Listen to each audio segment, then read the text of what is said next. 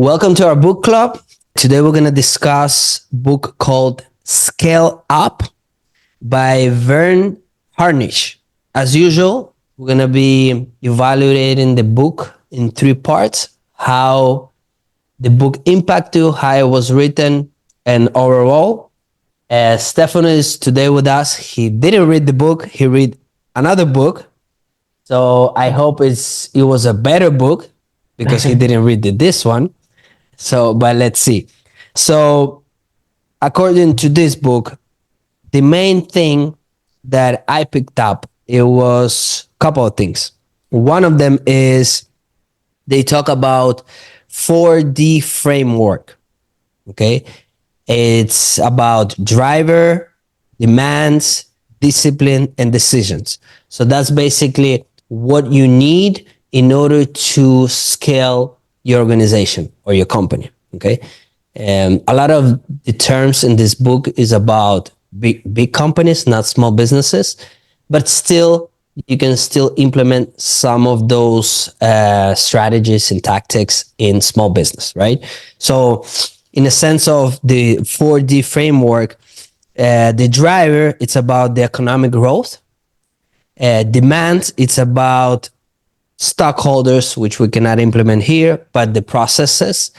Then the discipline is about constant meetings and having clear targets.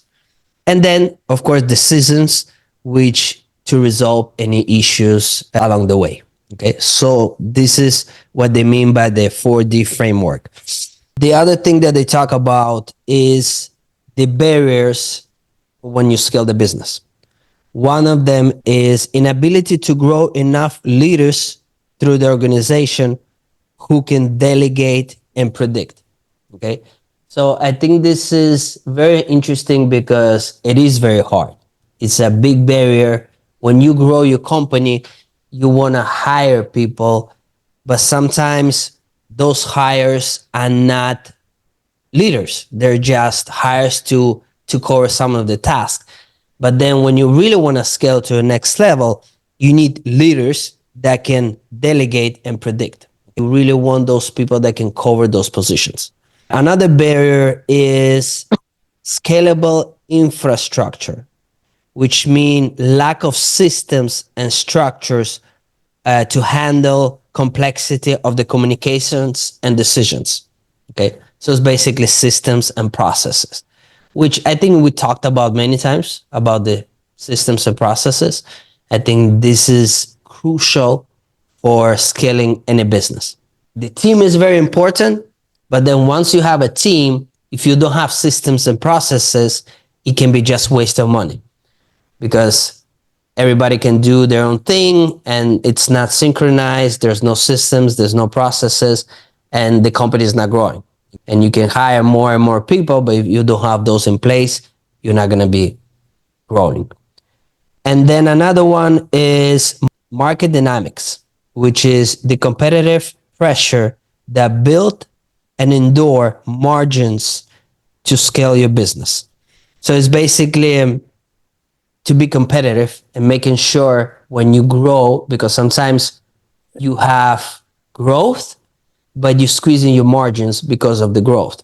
So you need to have that balance between growing your team, creating the processes, and at the same time having healthy margins.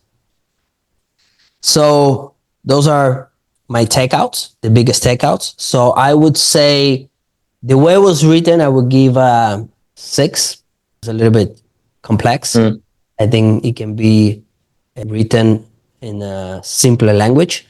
Then the impact, I would give a 7. And overall, I would give a 7 as well. I think there's some good points that can be used in a day-to-day business endeavor. Nice. How about you? So what was the name of the book that you read? Let's start from there. Yeah, well, I will share that in a minute. I just wanted to kind of like double click on something you mentioned about kind of fostering people so that they can delegate and predict by themselves, which I guess is, I wrote like judgment. So people that can actually have good judgment instead of just kind of following instructions or specific process. And that's really good. It made me think of that there is this podcast. I think I shared it with you. Well, Ramon shared it with me, but it's called Operators, and it's run by like four guys that run $100 million plus e-commerce businesses. Really good, really good. You should listen to it. You will love it. Share it with me. I will. I think I have. If I haven't, I don't know what happened, but I will share with you. I'm listening to I have listened to every single episode. It's really, really good. But one of those guys mentioned something. I think they heard from like Netflix or something, the CEO of Netflix or something, but it was paying attention, like the importance of focusing on the talent density in your company. Like, how much talent is there per head in the company? Like, do you have 100 people that are each a little bit talented, and just because of the amount of people that you have, you amount to something? Or do you have less people, but the people that you have are like top tier in whatever they do? And I heard that from somewhere. I'm not sure, but I think it was Netflix who said that they rather to hire 100% talented, like top tier, than hire like 3Cs, let's say, instead of they rather hire one A player than 3Cs players. Yeah. And it's interesting. It also makes you think, like, I would bet that a company that it's set up like that, it's better positioned to pivot if something were to happen with the business. Let's say that one of the core assumptions of your business, like, I sell sweeteners, right?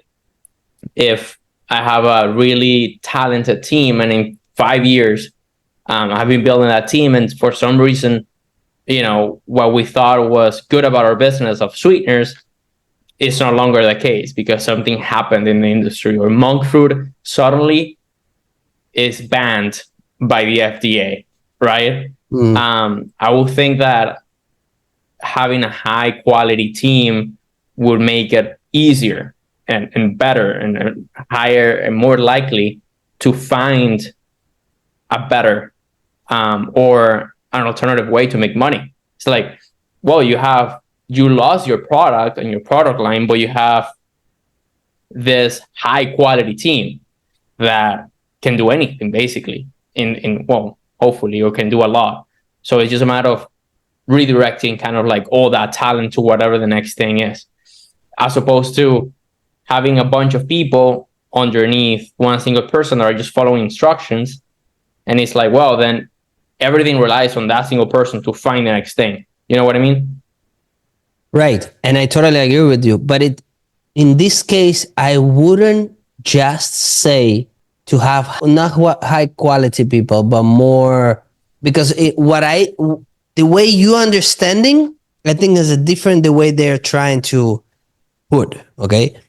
For my understanding, they hire very high tier people, like very knowledgeable people in a specific category, right?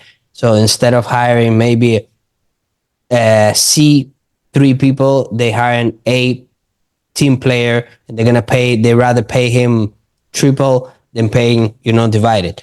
It's different than having actual, like, really good people working with you. Because in my case, maybe the team that I'm working with is not the all A players, but at the same time, the team itself, for me, it's very valuable. But it doesn't mean that all of them are like an A team. I maybe can find somebody, pay a lot more, they may be better structured, but they're not so committed or so devoted to the company. That's really valuable. If you have a team that is very devoted for your company and they're really trying to protect your interest, that team can survive any ups and downs, in my opinion. Now, if you hire somebody very high caliber, that might just go and find another job. You know what I mean? Because they see some struggle in the company, They think that they're just going to find a better job with a more secure position. And I think you understood this that way instead of understanding how, in this case, Netflix saying they prefer to hire, right? Yeah. Well, I just think that may be kind of the other side of the coin that I wasn't thinking about. Yeah, that downside that you just explained. But it definitely having a good team. Again, today we're selling on Amazon. Tomorrow, maybe we're not selling on Amazon. Amazon is not a platform anymore to sell. We're going to sell another platform. But if you have a good team, they can be with you doing anything. I guess that where I was coming from is like usually when we start, that's the case for me, most definitely, is that we hire kind of people to follow processes that they're not required to kind of build by themselves or be that creative by themselves. That we hire them to kind of do what we were doing before. We create an SOP and then just give it to them, which I think is one thing. And then the other thing is hiring someone and say, hey, I want you to take care of this for me, and I want you to do it better because you know more than I do about this thing. So that's kind of like where I was coming from, because that's kind of like where I am at right now in that transition where I'm thinking of, well, I may be better off just hiring for PPC, for example. I think it may be better for me to just hire someone that's really, really good, much better than I am on that, to just take care of it.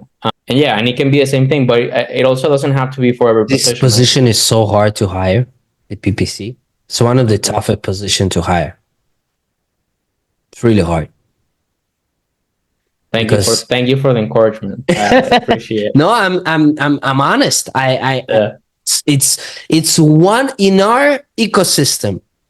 This one of the toughest position to hire, in my opinion, because you can find there's a bunch of graphic designers, there's a bunch of listing creators, copywriters. Those are just bunch. Now, find a good PPC management team, because you may start with one person, but then you need a team. It's very hard. It's very hard because most of them, they're doing their own thing. And today you have them. And the worst is when you doing the interview and you know more than the person that you interviewed, and it's so easy to catch. The best advice I can give you, don't even give a chance to that person. If you just find that person know less than you, go to the next one. Yeah. Go to the next one. Don't give a chance, because then it's just dragging the thing that you will eventually gonna have to fire him and find another person. Yeah. So, but yeah, that position is one of the toughest. I find a way to partner up with the people better than hiring someone to do the job for me in this particular position. Yep. Wow. I don't know. I would have a trouble doing that for sure. Well, that's something the time will tell. The time. Yeah. Because there's going to be a time when it's going to and again, PPC, the funny part about PPC is not something that you might figure out today that is working. The problem is in 6 months, in 12 months, it's all changing a lot. So now, if you don't have a right team that is actually on top of all that, you're going to have to do that. Yeah. And that takes a lot of time. Oh, yeah, you're right. You're right. I'll let you know how it goes. Well, tell me about your book. Yeah, so here it is. I actually, I bought it in physical form. It's pretty thick. I am probably... By who is written? By who? Peter what? Peter Attia, MD. Okay. Mm-hmm. So the whole concept of the book, and he explains it in the beginning, is figuring out how to increase your lifespan and health span, what he calls health span. Lifetime or lifespan is essentially how many years you're going to live. And Okay. then health span is the quality of those years, right? Okay. So how to maximize both of them. And he lays out, I'm gonna show you this graphic just because it's so impactful. And it's a good summary of the whole thing, but he explains how it usually goes for people, and what he's proposing we work towards. Hopefully you don't see it in reverse. Can you see it right now?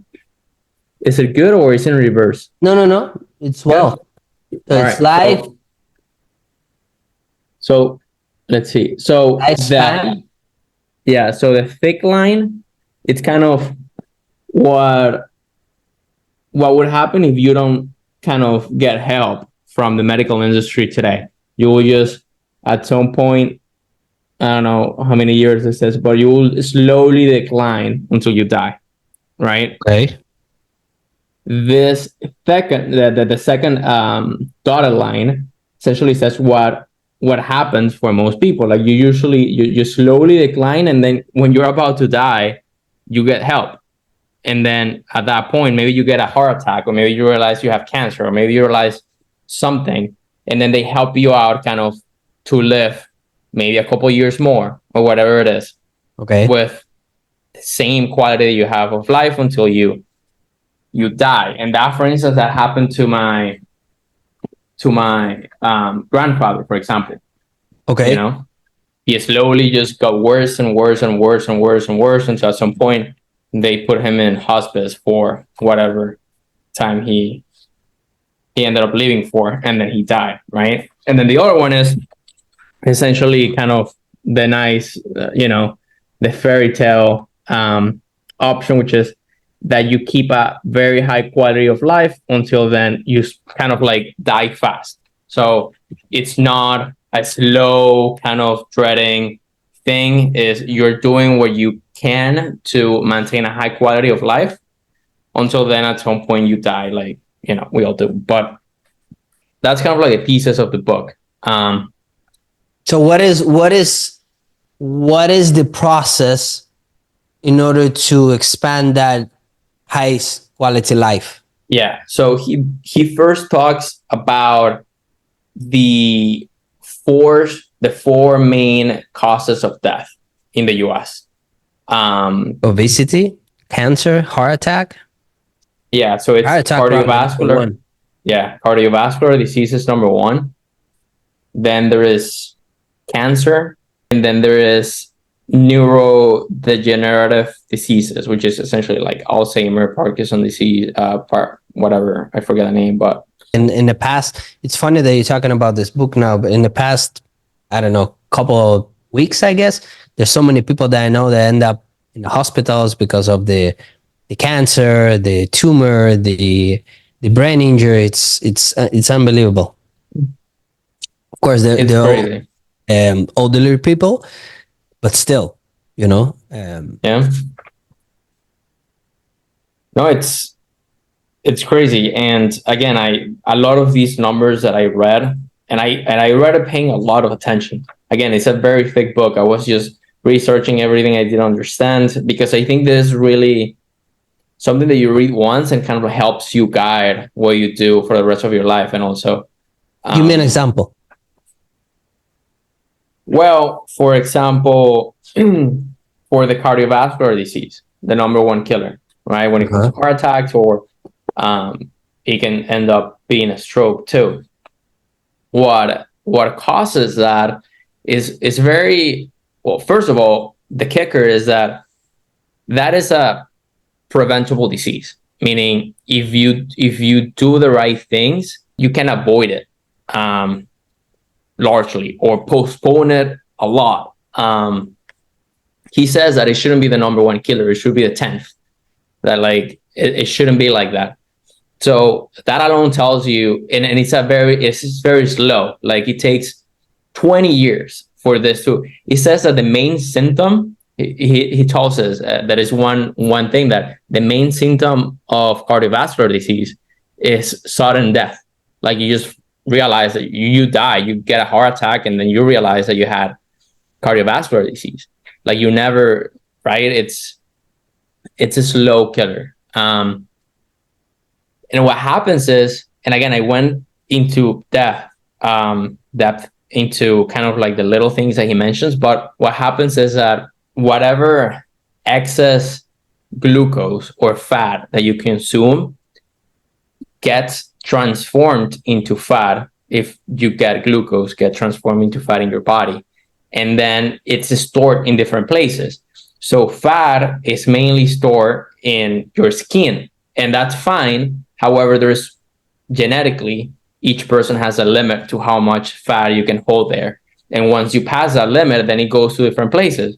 It goes to your visceral fat, like your belly and like around it and your back. And then after that, it starts going to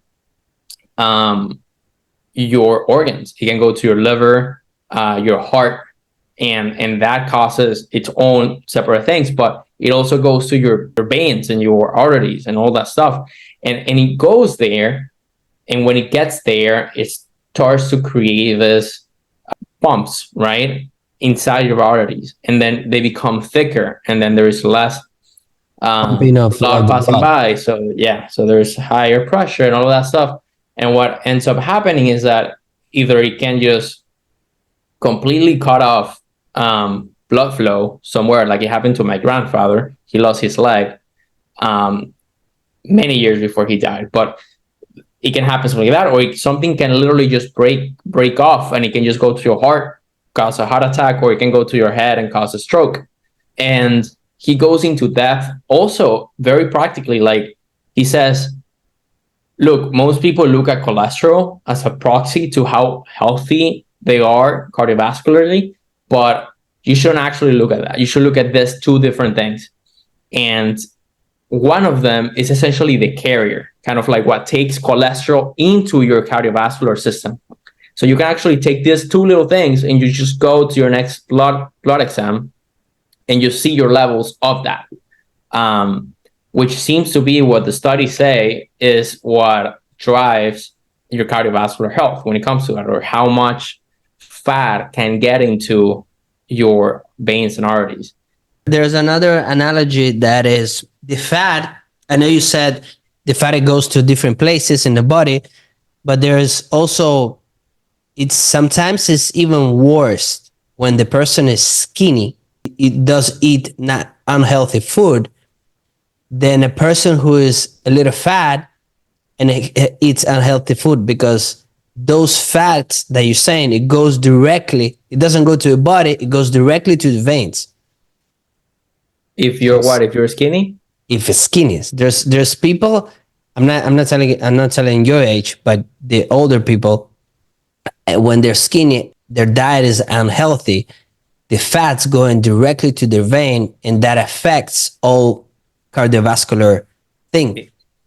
Other way, when people that you see a little bit fatter, it's better than being skinny. I don't know what. No. You understand what I'm saying? Yeah, and that exactly aligns with what I mentioned before. Like he says that people have limits as to how much fat they can keep, right? Genetically, each person is different. So once you tap that, then it goes to other places. Like exactly like you said. So there's people that they just don't absorb in the body and go straight to the cardiovascular, which is even worse. Because I know a couple of people who are skinny and they have terrible cholesterol in their body, and it's really bad, because that's you're in the verse of getting heart attack anytime. Yeah. Well, actually, about that, like he goes into why this other thing may be a better. Well, he definitely states that it's a better proxy to your kind of the state of your cardiovascular system than cholesterol. It's actually what. It's a protein. I can find the name and I can send it to you, but it is the protein to which cholesterol attaches, right? If that protein is not there, then cholesterol would not get into the inside of your veins. So if you just kind of test for cholesterol, it doesn't necessarily mean that. Actually, it says that 80% of the cholesterol in your body is made by your body, or something like that. Like it's not something like if you eat it, and again, I have to go back, but what I remember is that he says that like eating cholesterol doesn't necessarily increase kind of the cholesterol in your body, Right. because it's mainly But it produced by you. does affect by unhealthy diet for sure. Well, yeah, but again, it's if you have also that protein that takes that cholesterol into your inside of your veins to create that fat inside of it, right? But and again, the higher the surplus of fat and glucose that you have, the more it gets that it gets pumped into those places. Right. So it was crazy. So that's for cardiovascular disease. For cancer, it just talked about, how what it means, and what it is, and how he actually talked about the top cancers, in terms of how many people they kill in men and women, and talked about how the best way to defend them is literally to just test yourself, as much as possible, because the earlier that you get it, the higher the chances of surviving it, or just Right. essentially surviving it. There's a company in Naples. It's called Future Fortune. I'm gonna give you a name. I'm not sure the name. And they do the testing. It's expensive testing. It costs like $4,000 or $5,000, but they do the whole scan of your body, and they can predict if you have some sort of a cancer that can be developed. Wow. Yeah, they're very very into it, and it's amazing. There's a book, if you like those type of things. There's a book that I can recommend you by Tony Robbins. It calls Life Force. Okay. It's an amazing book. It is not only talks you about the diseases, but actual how you can make your life expand longer. Okay, the longevity of the technology that exists right now. If everything comes out, our generation, my generation, you're probably even longer, but my generation probably going to be living until like 120 years old. Wow. 120, based on all the technology. Of course, if you have healthy, but it's important. I want to do that test. I have to go to Naples and do that test, because again, it scans everything, your brain, your muscles, your heart. I mean, everything. And it gives you all the data and predicts what can happen, if there's something going on that you should tackle, any medication that you can drink, or anything that you can do to basically tackle right away. I would love to hear about you if you ever do it. That would be awesome. Yeah, I have to.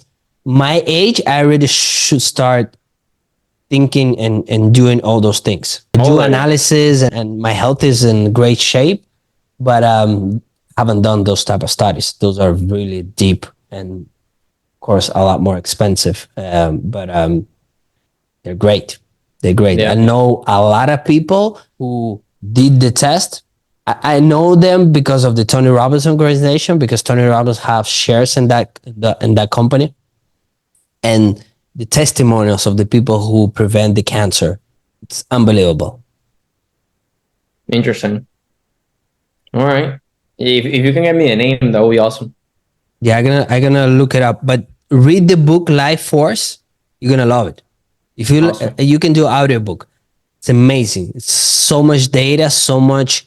It's all about the future, the technology that exists, how to prevent all the health issue and everything about the health in the body and the technology. It's a combination of everything. Okay. I'll check it out, man. Thank you. But yeah, that was a book. I mean, I haven't finished it. I did read the chapter on exercise. He says that that's literally the number one thing you can do to extend your life and your health. Exercising. Is exercising. Definitely. And he goes into the different ways you can do it and different things you should tackle. Two things that I found interesting. One is that he has this idea of the decathlon, which is for centenarians, which is kind of like, what are the things that you would like to be able to do once you're 100 years old? things that you can do right now, but chances are you will not be able to do if you make it to 100 years old. Like standing up by yourself, lifting a child, walking with grocery bags for 5 minutes, 10 pounds to 10 pounds, whatever it is. These are all things that most people that age can do, right? Even 80 years old or whatever. So he goes into, all right, make that list. And again, he goes into certain level of depth in the book. I guess if you want to get him to kind of whatever, if you want to be a patient of him, I guess that way he could just get into it and treat you personally. But he essentially tells you, well, if you wanted to do that once you're 100, by now, assuming that and he goes into the things like your things decrease by a certain amount every single decade, then you should be able to do this right now. You should be able to lift this amount. You should be able to have what he calls VO2 max, like essentially how much energy you can produce with the amount of oxygen that's getting in, which is kind of like a measure they use to determine essentially how much energy you can create, how efficiently you can create energy. But that idea, like if you wanted to pick up your grandson when you're 100 or your grandson when you're 100 years old, then you need to start working on that today. What would be the exercise, or what should you do to do that?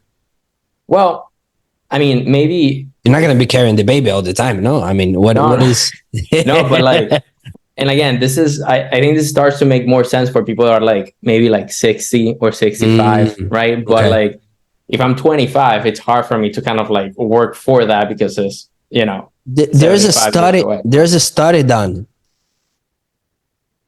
that I'm not sure the age, but I think it was like there was 65, 70-year-old. They put them doing exercise and they compare them with the young people, 20, 25 years old, not doing exercise. And the body was stronger than the one that is 25 years old. But they were exercising like for a year or something, doing weights. Yeah. And the body's getting, believe it or not, getting stronger. So the exercise should never stop. It's something that you should continue doing until basically you die, because that will continue the flow of the blood. The muscles will continue working, and it's a must. My dad started doing exercise now. He's 56, going to 57. And he was like, oh man, it feels so good. I don't know why I didn't. I mean, he was athlete when he was young, but he stopped exercising like probably when he was like my age or something like that. He hadn't exercised since. And now he started doing exercising again, and he feels energetic. Yeah. He feels full of energy. Before he was all like dragging himself.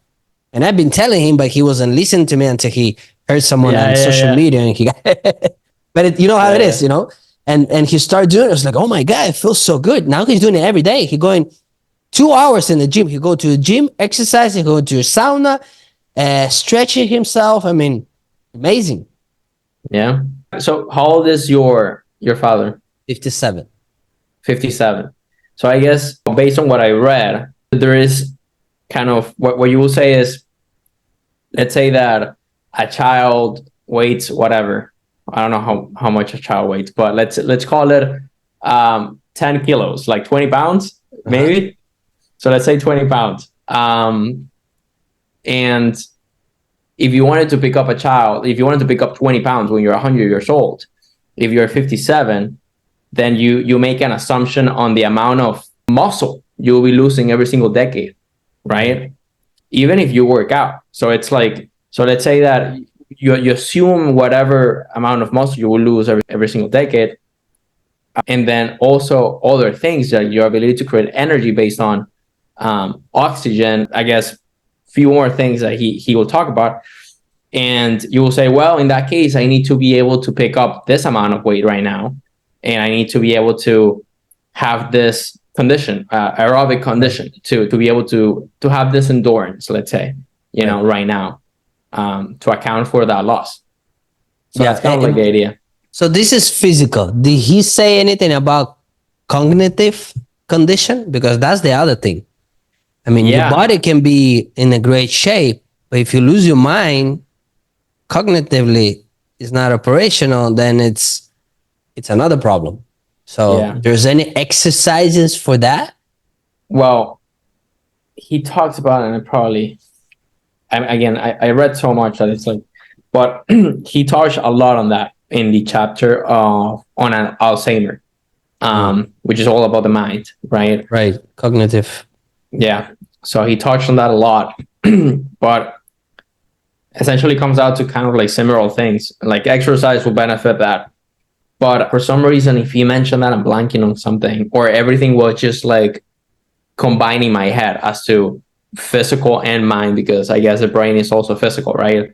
So it all kind of like blends as to what's good.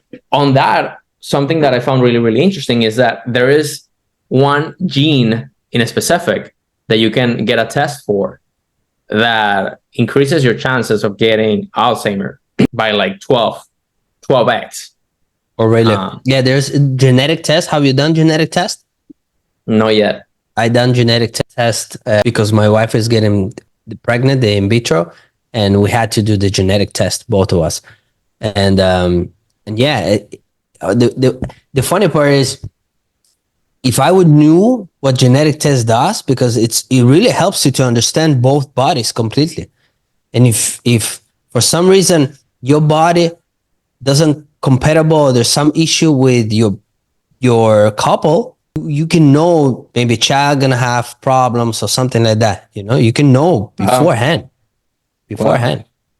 with this testing. Oh, really? Yeah, that's crazy. It is. What That's why a lot of celebrities do those tests before they're getting pregnant and all that, just to know everything about it. Yeah, the technology. I'm telling you, the technology. It's impressive. A lot of people don't even know yet, but there's a lot of technology that is just unbelievable. That's crazy, but it makes sense, right? You know, it makes sense. You can choose color of your eyes for your kid. No way. Yeah. Really? As long as you have in the genetics. You don't have anybody with the blue eyes or green eyes in your DNA, in your family, you can do it. But if you do have, you can choose the color of your eyes. You can choose the type of hair she's gonna have, or her, or him. Anything. It's crazy. Really? You can do that right now? Yes. With like a wide degree of confidence, like a high degree of confidence, like you can be sure that that's going to be the case? Yeah. Really? We can choose the gender. Okay. That's what we do in the in vitro. You can choose the gender. So that's one thing. Then you can choose, I don't know how they do it, but all that is testing. But they know exactly who to pick of the little Alexei. Yeah. There's a scientific word, but I don't know. Yeah, they know. It's unbelievable. That's insane. I know. Wow. So imagine from now to 20 years, how much more we're going to have of this. Yeah. It's going to be crazy. It's exciting. Very exciting. Yeah. Good news is that we'll probably live a long time. Hopefully. Yeah, for sure. I think my number is going to be 120. Let's see. Nice. A lot of we need a lot of exercise, a lot of health, dieting too. Very important. For sure. After Christmas, I need a lot of dieting for sure. Yeah. I need a lot of panettone. One last thing that I want to mention also, because I think it is a really nice, just like practical thing. He goes into the like accidents are a big cause of death, right? A different accidents. Yeah, okay. Accidents. Like if you get in a car crash or whatever.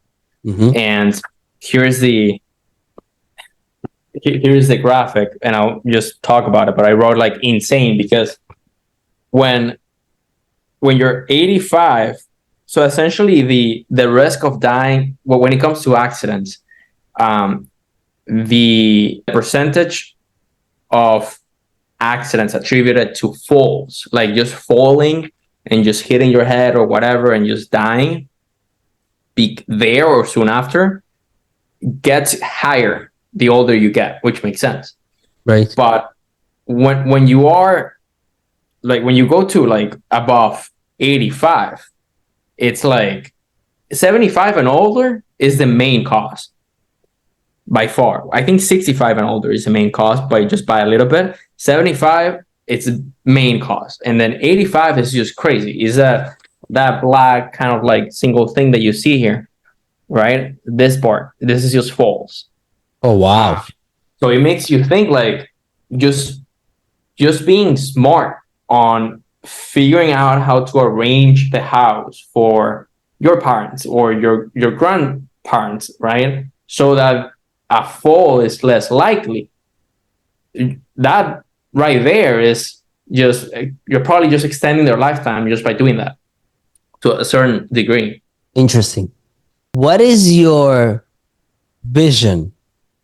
You being 85 years old, are you going to be living by yourself? Are you going to be living with your kids? What is your vision for that? I would love to. My vision for that is living with my wife and very close to my kids and grandkids. I would love to just have that big kind of community-like family and spending a lot of time with them. That's what I would do. At that age, I would just like to exercise and spend time with them. What about you? Do you see yourself traveling the world, in Egypt somewhere? I don't think so. I think I'm doing travel now. I want to get to the point I'm done with traveling, which is, but then what I want to do is I do want to travel. It's one of the traditions that I want to make with my family. I want to travel with my kids when they're adult and with my grandkids. We're gonna do the winter travel all the time as we're doing now. I want to continue doing that with my adult kids. I don't want to get them spread out and not having holidays with us. That's one of the things I wish to do, let's say. But I need to create that, I wouldn't say need, but want on their side, right? So let's see. Same with the grandkids. Living, what I do not want is for sure is to be a baggage for my kids. That's a no-no. I want the other way around. I want them to be around me because they want to, not because they have to or they feel obligated to, you know? That's for sure. So I really want to set up myself to be independent 100%. Me and my wife, of course. That makes a lot of sense. I was in a call not too long ago it was like a financial planning call. And someone asked a question, kind of how to think about retirement, but like balancing retirement and paying college for your kids.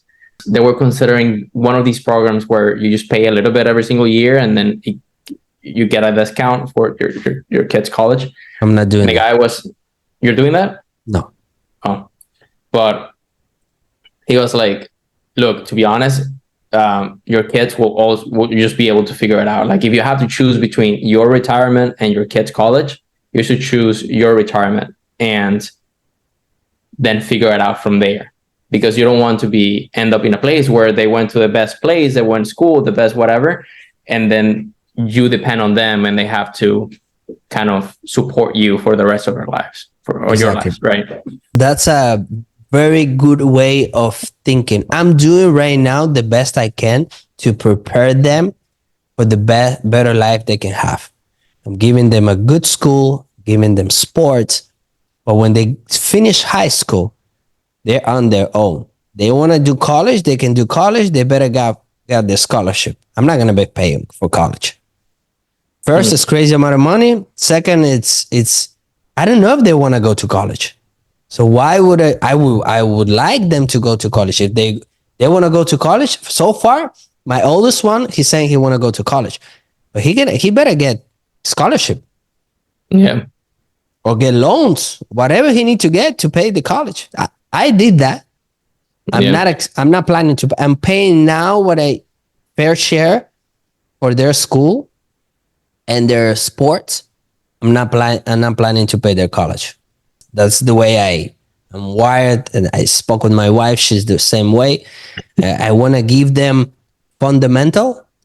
good fundamental, so they can then choose whatever path they want to choose. But they're gonna have to choose on their own. That makes sense. How expensive do you think it is to have a kid? It is expensive. It is, right? It is expensive. Just between school, sports, clothes, traveling. I mean, it all depends on the level and what type of lifestyle you have. In my case, minimum like 50K per kid, more or less per year. A year. Yeah. But again, because Yeah, you they're have in a private yeah. school, they're Yeah. in best league of sport. I mean, you can also, you always can have less expensive things, But Yeah. but yeah, it is expensive. There's no limit, There's private school that you can, which I don't understand how they pay, but there's private school that you can spend 80K in a year from first to sixth grade, like 80,000 a year. Wow. It's crazy. That's a lot of sweeteners. Right? But Yeah, I have time though. one thing I will tell you, and I will give you the advice, okay, that you can take it or not take it, but you will never gonna be 100% ready for a kid, okay? Don't say that when I gonna have this or when I gonna have this. No. If you have a right partner and you have right age, which more or less you can know the average, you have it, bro. The rest will come. Don't hold yourself, because I know a lot of people. I mean, it's better that you are kind of prepared than not prepared at all, right? But there's never gonna be a perfect timing, because it's always gonna be something they want to do. Maybe you want to have a big house. Maybe you want to have closer to school. Maybe you want to have a couple more companies. Whatever your goals are, there's always something, and you're never going to be in a perfect spot to have one. But once you have one, the rest just flows. That's what I always hear. So for sure, it's blessing. It will give you a lot more fulfillment in life, and gives you a lot more energy and motivation, even more motivation. Nice. So because right now your motivation is your ambitions, right? Yeah. There's nothing more than that. But after you have kids, your ambition is your family, and it's fulfilling. Awesome. All right, Stefano, it was a long talk today. Nice. Yeah, that's good. Discuss a couple of good topics.